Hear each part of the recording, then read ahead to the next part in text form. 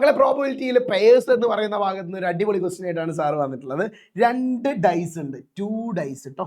2 ഡൈസിൽ 1 മുതൽ 6 വരെ മാർക്ക് ചെയ്തിട്ടുണ്ട്. 1 മുതൽ 6 വരെ ആണല്ലോ നമ്മൾ ഡൈസിൽ മാർക്ക് ചെയ്യുക. യെസ്, ഇതിൻ്റെ ഫേസസ് ഇങ്ങനെ റോൾ ചെയ്തിട്ട് നിങ്ങൾക്ക് സമ്മ് കിട്ടുന്നത്, പ്രോബിലിറ്റി ഓഫ് ബിക്കമിങ് സം എന്ന് പറയുന്നത് 9 ആവണം.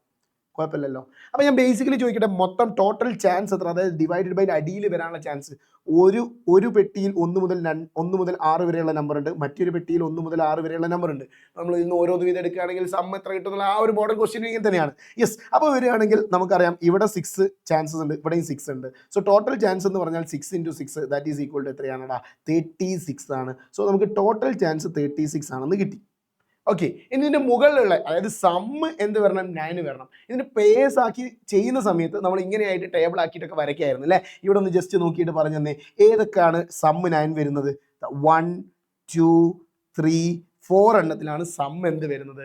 9 ആയിട്ട് വരുന്നത്. സോ എന്തായിരിക്കും നമ്മുടെ ആൻസർ എന്ന് പറയുന്നത്? The answer will be 4/36. ഷോർട്ടാക്കി എഴുതാം, ഷോർട്ടാക്കി എഴുതിയില്ലെങ്കിലും കുഴപ്പമൊന്നുമില്ല. ജസ്റ്റ് ഷോർട്ടാക്കി എഴുതി കഴിഞ്ഞാൽ നിങ്ങൾക്ക് ഇത് 1/9 എന്ന് ഷോർട്ടാക്കി എഴുതാം. കുഴപ്പമില്ലല്ലോ, സെറ്റ് അല്ലേ?